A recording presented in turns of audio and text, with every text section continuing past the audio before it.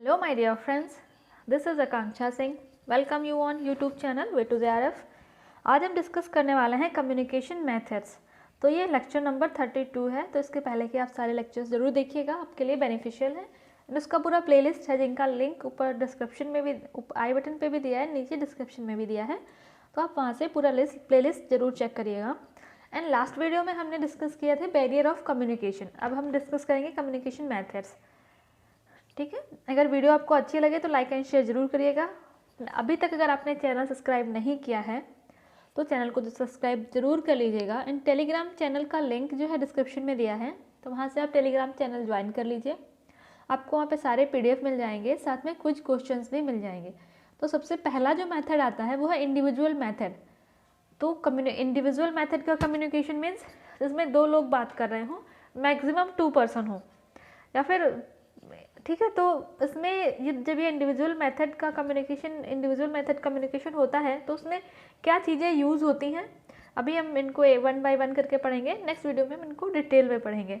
तो जब individual method के थ्रू कम्युनिकेशन होता है तो वहाँ पे जो चीज़ें यूज़ होती हैं, जैसे फार्म एंड होम विजिट, जैसे कोई एक्सटेंशन वर्कर है या एक्सटेंशन स्पेशलिस्ट है, वो अगर कोई फार्मर से रिलेटेड या कोई नया वैरायटी आया है सीड का, या फिर तो वो फार्म में जाके या होम पे जाके उसको विजिट करेगा। तो मीन्स एक्सटेंशन जो स्पेशलिस्ट है वो अगर विजिट करने जा रहा है तो सिंपल एक पर्सन से मिलके उससे बात कर रहा है पर्सनली, मीन्स इंडिविजुअल पर्सन से जाके मिल रहा है और इंडिविजुअल लोगों से जाके मिल रहा है और उससे बात कर रहा है, उनको बता रहा है कि क्या नया रिसेंट डेवलपमेंट हुआ है, क्या नया वैरायटी आया है।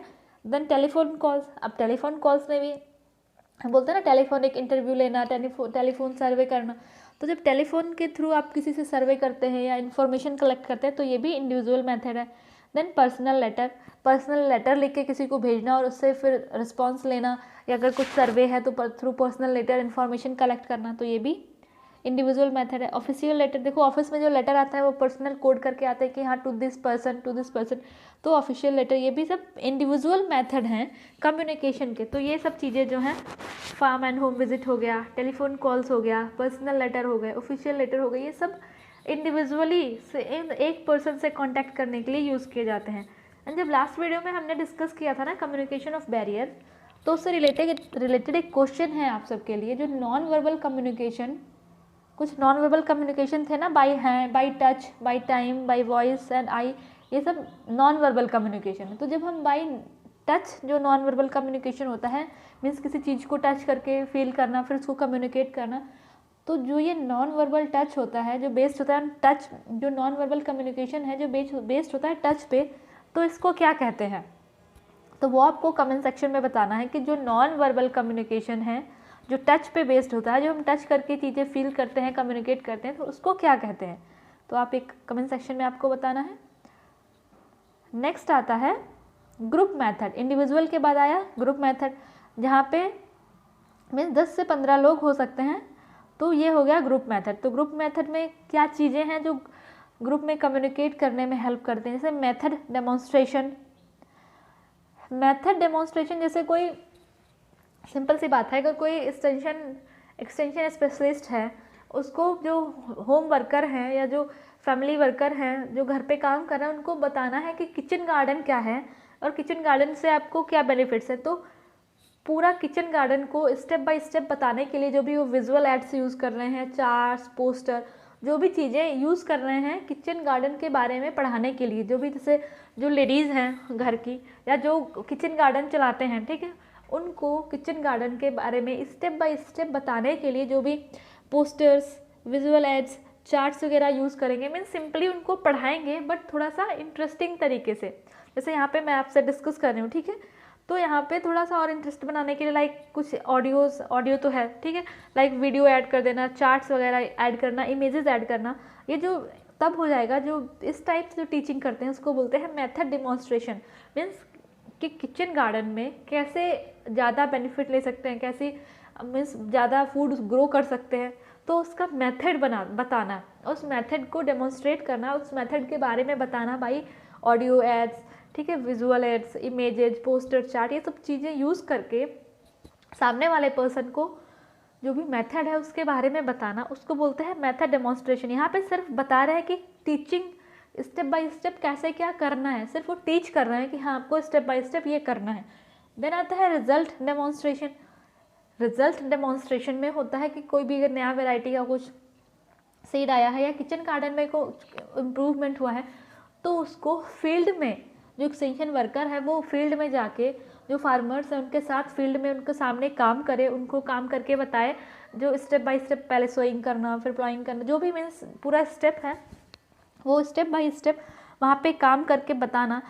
ठीक है, जैसे किचन गार्डन है, वहाँ पे कि टोमेटो का कुछ नया वैरायटी आया, तो जो किचन गार्डन जो लोग चलाते हैं उनको उस वैरायटी के बारे में जब से सीड से लेके उसकी जब तक टोमेटो का पूरा प्लांट होना, उसमें टोमेटोज आना, ये सब पूरा स्टेप बाय स्टेप फील्ड में उसको करके दिखाना। लाइक पहले सीड को लगाया, फिर उसके बाद से प्लांट आया, फिर फ्रूट आया, तो ये पूरी जो प्रोसेस हो रही है इसमें जितना भी टाइम लग रहा है, उसके बाद जो भी रिजल्ट आ रहा है, रिजल्ट डेमोन्स्ट्रेशन में जो भी पूरा वर्क है उसको ऑन द फील्ड एक्चुअल उसको करके बताते हैं। क्योंकि उसमें जो ये रिजल्ट डेमोन्स्ट्रेशन होता है ये डिपेंड, इसमें जो फार्मर हैं वो जब सामने देखेंगे तभी वो उस पर बिलीव करेंगे, क्योंकि इसमें यहाँ पे रिजल्ट है ना, तो रिजल्ट देखना रहता है कि अगर हम बोल रहे हैं कि हाँ ये टोमेटो की वैरायटी अच्छी आई है, इसमें फ्रूट ज़्यादा होते हैं या ज़्यादा बेनिफिशियल है, तो ये ऐसे नॉर्मल हम कैसे मान लें कि अच्छा है, तो उसके लिए पूरा रिजल्ट पूरा डेमोन्स्ट्रेट करके दिखाना फील्ड पे।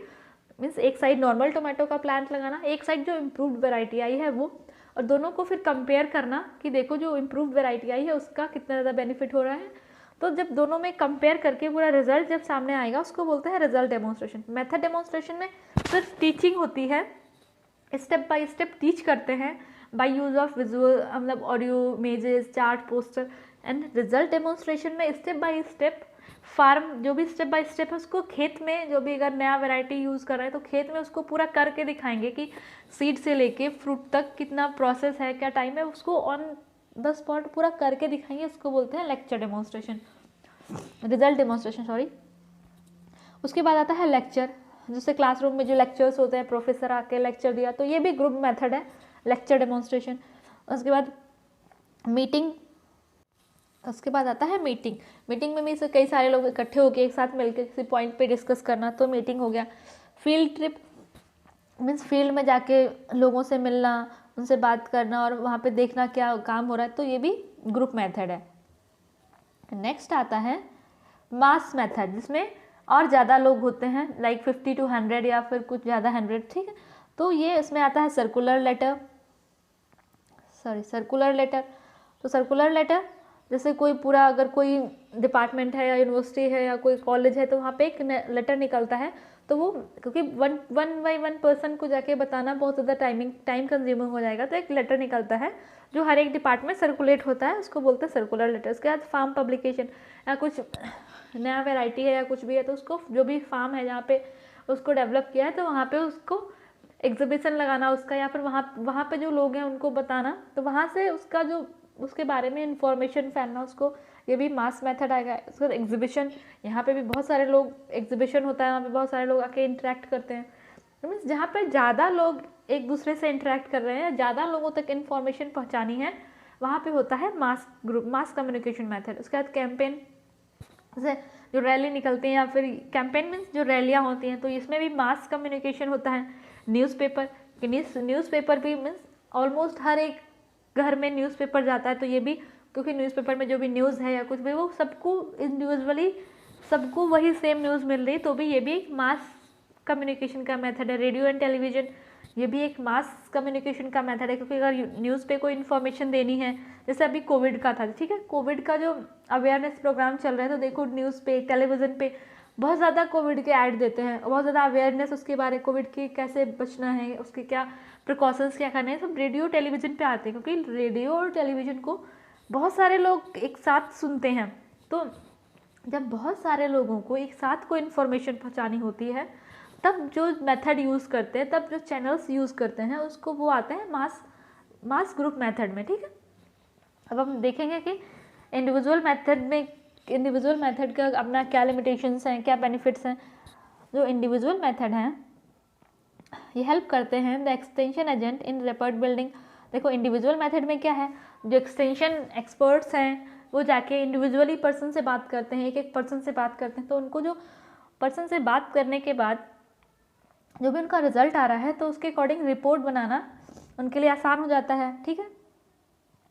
Facilitate in gaining first hand knowledge of farm and home, कि फार्म एंड होम विजिट कर रहे हैं तो वहाँ से इनको बिल्कुल प्राइमरी जो फर्स्ट लेवल का जो इन्फॉर्मेशन है वो कलेक्ट करते हैं। तो जो मेन, क्योंकि अब यहीं से बैठे बैठे अगर हम पूछेंगे कि हाँ गांव में क्या प्रॉब्लम्स हैं क्या है, तो हमको एक सिंपल सी बेसिक जो न्यूज़पेपर में आ रहा है या आर्टिकल्स आ रहे हैं वहाँ से इन्फॉर्मेशन मिलेगी।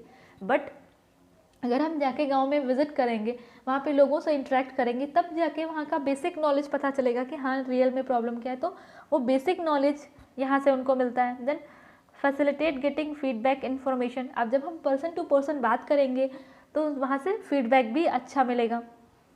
इंडिविजुअल मेथड का ये बेनिफिट है कि आप, क्योंकि आप जो भी रिपोर्ट बना रहे हैं उसको बनाने में हेल्प मिलेगी, आपको फर्स्ट हैंड बिल्कुल जो बेसिक नॉलेज है, रॉ नॉलेज है वो मिलेगा।